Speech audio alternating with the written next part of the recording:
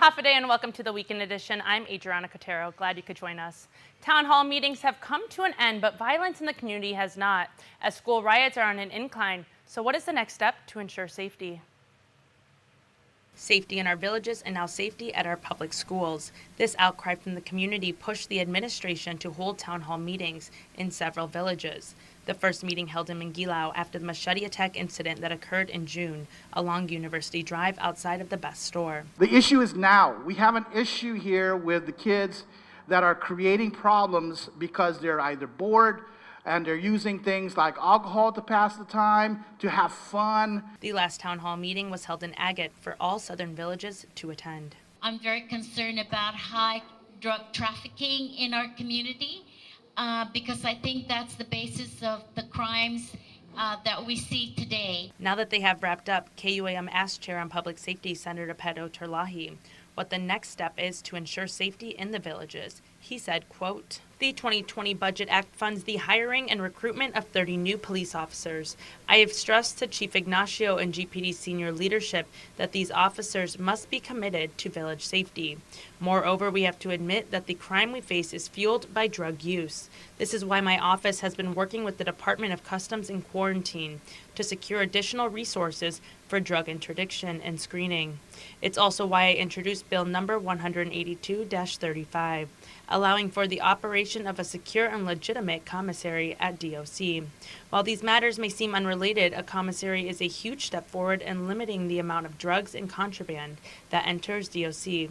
By accomplishing this goal, we decrease the number of prisoners who are addicts upon release into our community. That lowers repeat crime." And what about the number of erroneous releases by DOC? As last week we reported, a third inmate this year was free for a day. Senator Terlahi says, quote, "I would stress that erroneous releases have occurred in prior administrations and are often caused by inability of our public safety databases to effectively communicate with each other. This fact, combined with the high number of aliases, contributes to this problem. I have met with the leadership of DOC and they are looking into ways to make their software communicate directly with that of other public safety agencies to ensure the correct prisoner is being released into our community." As violence has entered the villages, and this past week has increasingly become an issue on school grounds, now with minors involved. Back in May, the administration launched an online school safety survey, results that have not been published. We've got a draft of a report that we're going to present to the Lieutenant Governor and then to the Governor as part of this effort to improve school safety. Given the incidents that happened over the summer and the other village safety meetings that have taken place, we wanted to wait until those village meetings were complete so we could tie in all the relevant school safety issues that have come up. Including the current activity of the two riots from two GDOE high schools. Fernandez says they are finalizing the report in order to have some of these recommendations realized. These recommendations are under three categories of law enforcement on campus, mental and behavioral health, and facilities. About $300,000 were added to the Guam Police Department's budget to address school safety. Fernandez said the departments are currently discussing the best use of that money. Empowering local law enforcement officers to be more proactive while patrolling the roadways. Off-island visitors with California Highway Patrol hosted training this month. Here's a look. And your head straight forward with your eyes and your eyes only.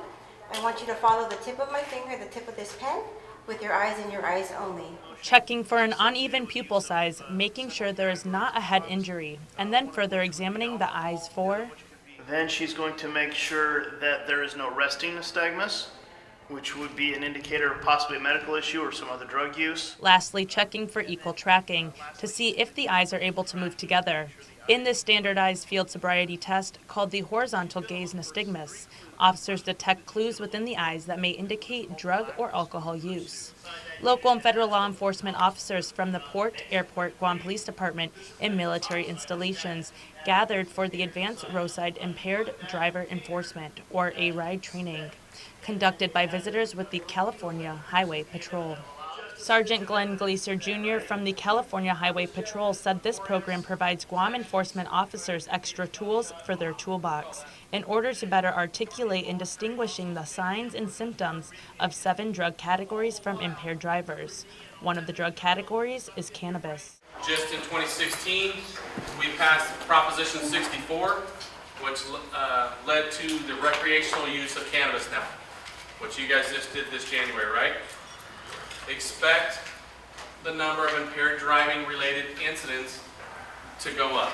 GPD spokesperson Sergeant Paul Tapau said this training is in line with what officers are seeing now after the passage of recreational marijuana and the recent reports of prescription drug abuse. With the prescription drugs being, in the mainstream, the usage, so a lot of our officers are breaking away from just looking for alcohol impairment. So, these are the things that we need to look for: cannabis, stimulant, and of course opioids and depressants. This was a federally funded program through the Department of Public Works Office of Highway Safety. A panel discussion at the University of Guam gathered daughters of the Pacific together, including trailblazing indigenous leaders. And now those women have formed an alliance stretching across the ocean. Here's Joan Agan-Charfras with more. As we sit here tonight, right, colonization is still very, not just prevalent, but it's one of our primary challenges, right? And I know the term colony seems so outdated, right? But all of these laws and these mandates, right, still affect us and our people and our families every day. Terry Francisco, a founder and co-president of Ihagan Famalawan Guahan, a new Chamorro Women's Association, was the first of 4 regional female leaders to present at the Denanya Ihagan Famalawan Pacifico. The packed UOG panel discussion and gathering of Pacific daughters examined the challenges of indigenous people and formed an alliance over vast oceans. From the fight for the return of native lands to the military buildup and shift to Western values, Francisco outlined how remaining a U.S. colony continues to hurt Chamorros. It's really problematic because that's not who we are, right? And poverty forces our families to not share, right? To not have extravagant fiestas where everyone gathers and you can call anybody from off the street. We have to really close our doors, right, and turn away our family members that need assistance because we have to feed our immediate family members first. Felicidad T. Ogumoro, a co-founder of the CNMI's Women's Association, shared similar stories, especially in the fight to halt the military buildup in the region. And while Guam was dealt another blow to self-determination, Sandra Creamer, CEO of the National Aboriginal and Torres Strait Islander Women's Alliance, offered hope. Australia's indigenous people have begun to win small battles against its government, which long deemed them unequal. As indigenous people, we really need to learn, and we have to push the boundaries. We're going to win some, we're going to lose some. That don't matter. We're all down for the fight. Because we have to bring back our culture, we have to bring back our land, and we have to bring back our rights as indigenous people. That fight can be seen in the work of Mililani Trask, who has been at the forefront of fighting for Native Hawaiian and all indigenous people's rights. One of the things we need to do in seeking to decolonize our lands is to realize that we first have to reclaim our culture, our traditional land, learn the truth of our history, and when we have taken those initial steps, the first thing we decolonize is our mind. The political myth that we are still wards of other states is something that we have to abandon, and then we're more prepared to address the tyranny of political oppression, and along with it, the genocidal practices that come from things such as expanding militarism does nothing but toxify our lands and bring cancer to our children. Self-determination is the right for all people to determine their political status, she says. And to the mostly female audience, she emphasized who must take charge. Women are the mothers of the nation and the mothers of those who will come in the future to be our citizens. So it is really upon our back. It is really something that will spring from our creativity and commitment, the uplifting of our nations. We have come not only to share aloha, but to put the palapala on the paper. We now will organize the Indigenous Women's Network of the Pacific Basin. We will make a place for the women of Micronesia, Melanesia, and Polynesia, and we will form this and pass it as the legacy to our daughters and granddaughters. The Pacific Indigenous Women's Network arises now. Reporting for Guam's News Network, I'm Jonah Goncharfes. Thank you, Joan. Stay tuned. Next on Weekend Edition, we have trend spotting and still to come, the Guam Crime Stoppers Report. Get up-to-the-minute news, plus access to alerts, streaming radio, promotions, and more on your mobile device by downloading the KUAM News mobile app, available at the App Store now.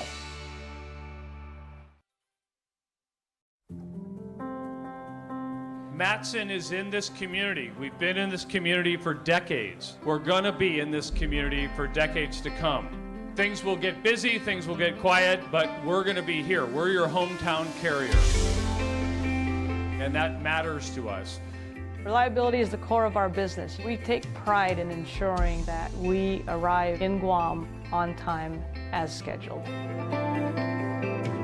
It's our local employees who understand the market, who understand the business, and provide that hard work for you each and every day.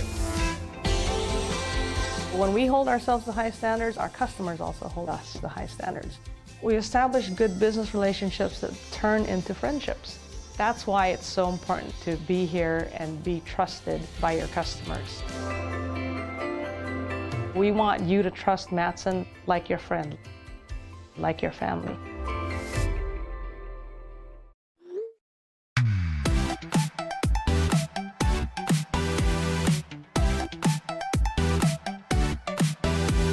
Half the day, I'm in the club.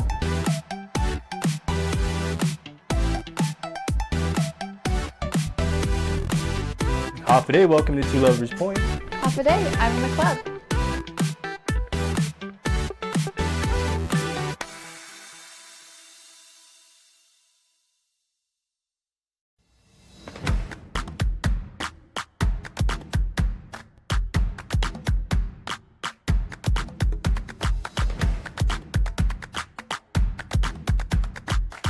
The phone you want now on the best network and a plan that gives you endless data on chat, social, and music apps. Tell your Docomo Pacific rep you want now with access. Docomo Pacific, better together. Some conditions apply.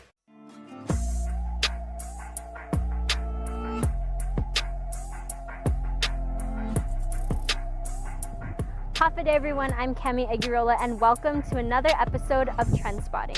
Here's the topics that had you talking this week, starting with the 2 cases of dengue fever. Public Health confirmed cases of locally acquired dengue fever, marking the first time on Guam in 75 years. Governor Lou Leon Guerrero declared a state of emergency to assist the Department of Public Health in preventing an outbreak. We asked our Instagram followers whether they were concerned with a possible dengue outbreak, and these were the results. Dengue fever is transmitted to humans by the bite of an infected mosquito and cannot spread directly from person to person. Symptoms of dengue fever include high fever, severe headache, pain behind the eyes, joint pain, muscle and bone pain, rash, and mild bleeding, usually around the nose or gums. Anyone who suspects they have dengue fever should see a healthcare provider. The containment efforts to include the immediate canvassing and notification of potentially affected areas, spraying, and ongoing surveillance as required by Public Health's response plan. Facebook user Beneventi Middle School PTO suggested that GDOE should suspend the dress code temporarily to allow students to wear light-colored, loose-fitting long pants and long-sleeve shirts. This is recommended to help prevent mosquito bites. On another post, Gloria Unpinko commented, "I would suggest the entire island to be sprayed, not only the areas of the 2 cases." And another Facebook user, Angela Garcia Lorenzo, replied, "Exactly, not just the areas of the 2 cases." The Department of Education says alcohol appears to be the center of the recent riots at JFK and Teadsden High School. GDOE Superintendent John Fernandez described what unfolded across the Teadsden High School campus Tuesday, where a riot that involved nearly 40 individuals ended with multiple people placed into custody and several injured. Here's more from the Crime Time livestream with KUAM's Adriana Cortero, Fernandez, and GPD's Sergeant Paul Tapau. But the beginning of success and the start of success and the success of the journey is going to start from mom and dad. The riot last week at John F. Kennedy High School also stemmed from alcohol, and this has brought the Guam Education Board to step in. GPD spokesperson Sergeant Paul Tapau said, "In order for a child to succeed, you got to have the balance between behavior and education. And behavior, shouldn't be taught in school. It really shouldn't. our teachers work hard, our teachers understand the expectation of what's required from them. Fernandez adds that the community needs to come together to figure out what's going wrong and how to keep students on track or face consequences. Here are your comments on Facebook. Ito Pango McCord commented, "You can put all the staff you want, but if the kids are unruly, they will always be in trouble. Try starting with educating the parents. Good meetings, send home letters addressing unruly behavior and the consequences." Another Facebook user, Jersey Era, added to the comment section saying, "Maybe holding parents accountable for their child's behavior and actions. Fine for any damages and medical treatment received by victims." To bring a positive solution to attention, Jesse Mendiola suggested maybe some of those that have been through a tough life can be brought in to speak to the kids. Some kids need to hear it from someone who has been there. More than 1,000 GovGuam employees have signed an online petition to stick with Calvo's Select Care. Last week, the governor announced Aetna will be the government's sole health insurance provider. Calvo's Select Care has held the contract for almost 2 decades. Aetna says employees will retain basic features under their current program. The new carrier says employees will also receive additional support in the form of 24/7 customer service. Calvo's Select Care hopes for a new law to be enacted to allow employees to choose from among multiple qualified bidders. This week, KUAM put out a poll asking if GovGuam employees have a choice of their health insurance provider, and here are your responses. At Kalel671 commented, "Some will say in the private sector the employer chooses your health insurance, but GovGuam isn't private sector. Here in the federal government, we are given a choice with what health insurance best suits our individual and family needs. Why the sudden change in healthcare choice? Why wasn't there more discussion and transparency with this? That's the real question." While Instagram user at Sanchez Anita P said, "In the private sector, the employer chooses the healthcare plan based on cost effectiveness. Should not be any different for the government employees." Trench Challenge is September 29, and throughout the next week, KUAM and UNO are hosting giveaways for some Trench Challenge gear and free registration. So if you haven't already, follow our posts and check it out. Also, you can use the promo code KUAMOCR at checkout to get $20 off your registration fee.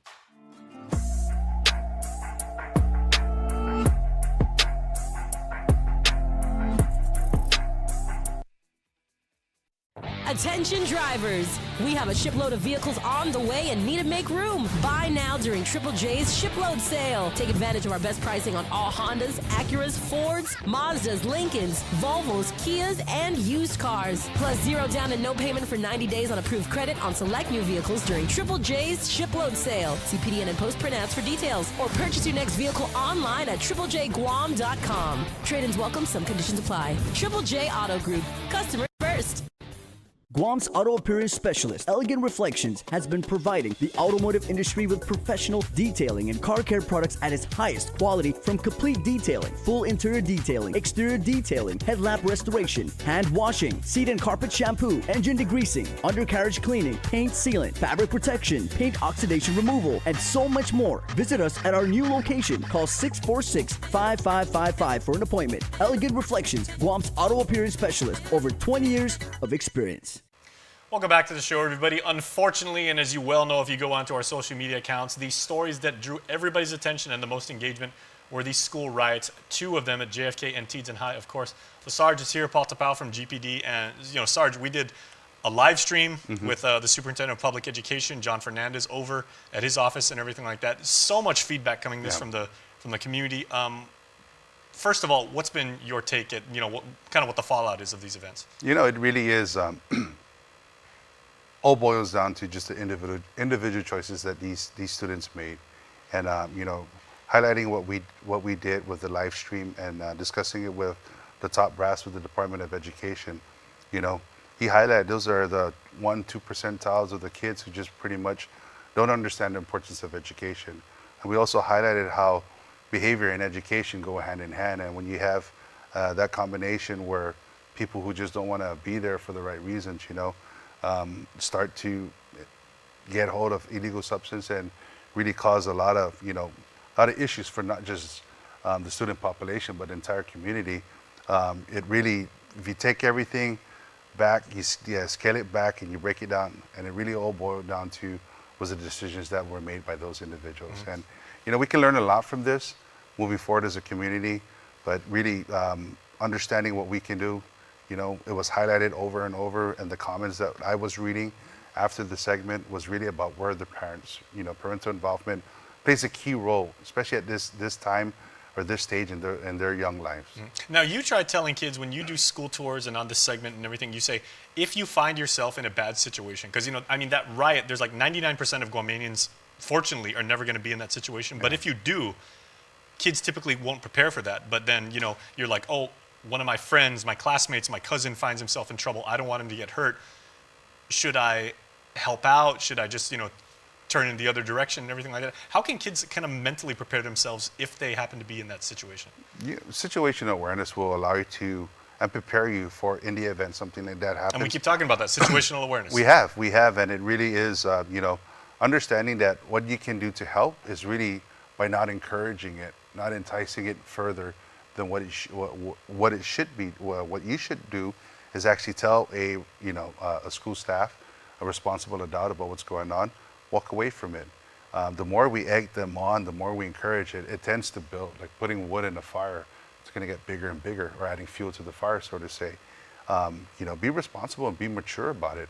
Walk away and tell me, hey, this is not my gig. This is not what I can walk away from this. I can be the better person. I can be an upstander and just walk away and just report this to the individuals. And unfortunately, when you get caught in this situation, put yourself in a safe area. Put yourself in a safe environment. The more you avoid it, the distance that you provide, you're going to be better off. But by you standing there and by you engaging and enticing and encouraging them for more, it really is going to magnify it into something where it blows out to be a full-scale riot. Now, in your 2 decades working with GPD, you've responded to a few riots in your time.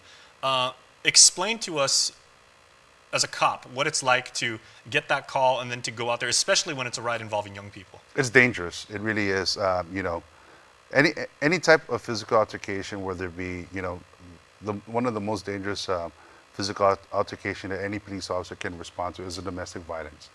But any type of physical altercation where rage, passion, and coupled with, other influences such as alcohol or drugs, it becomes dicey for the officer.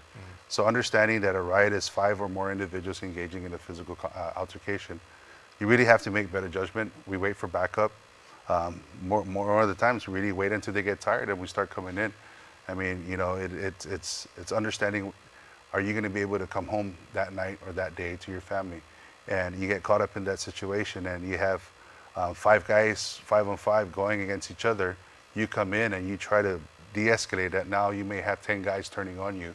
So you got to really understand what's going on, understand the magnitudes of what you can do.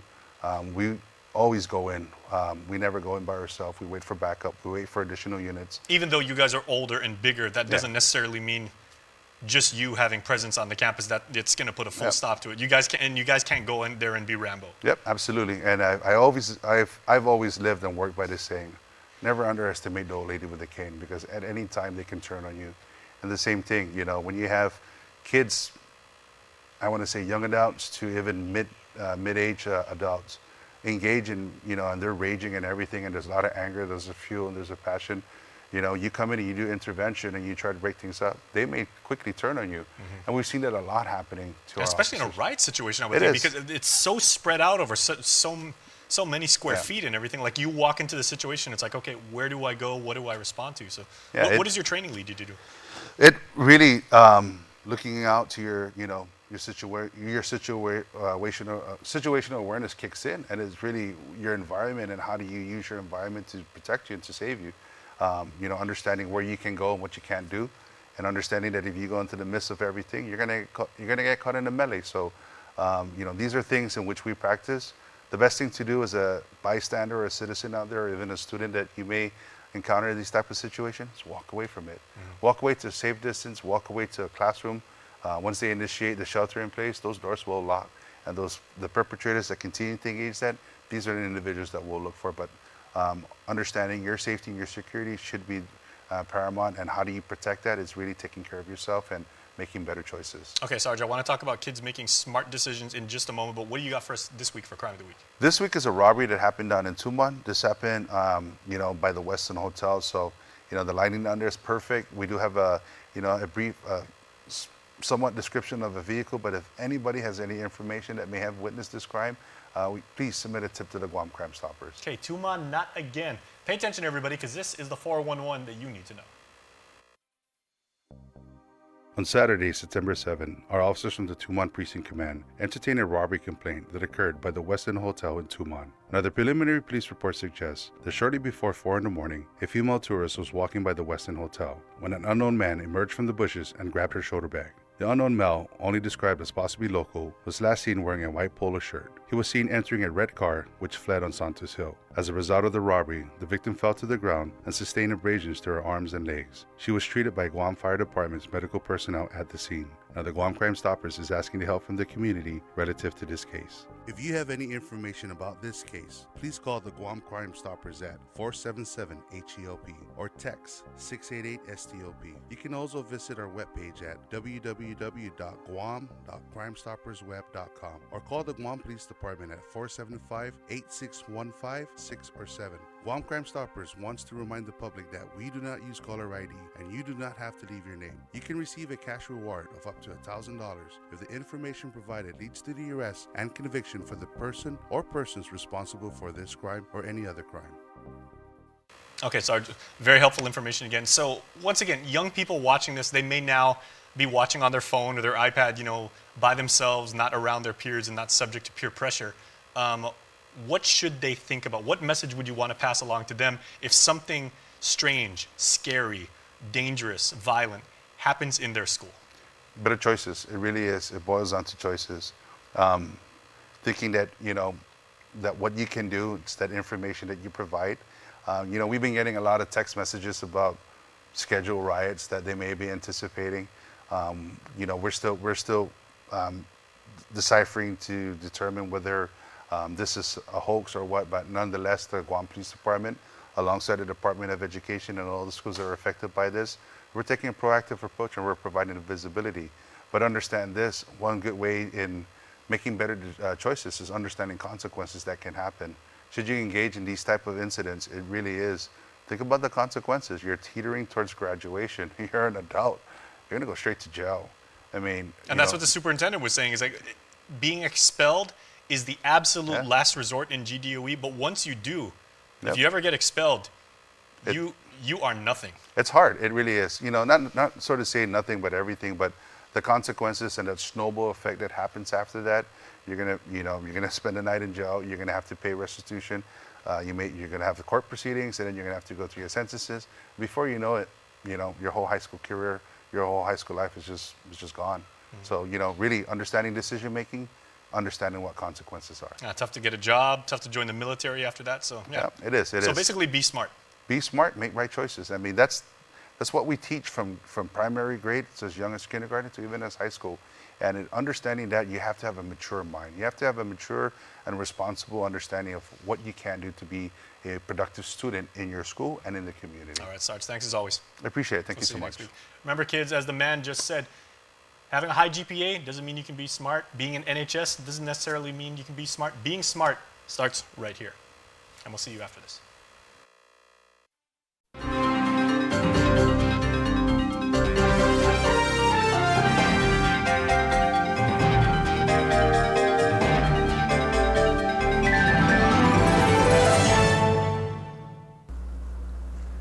Advances in technique and medications used to prevent dental pain have shattered the myth that a dental visit is something to fear.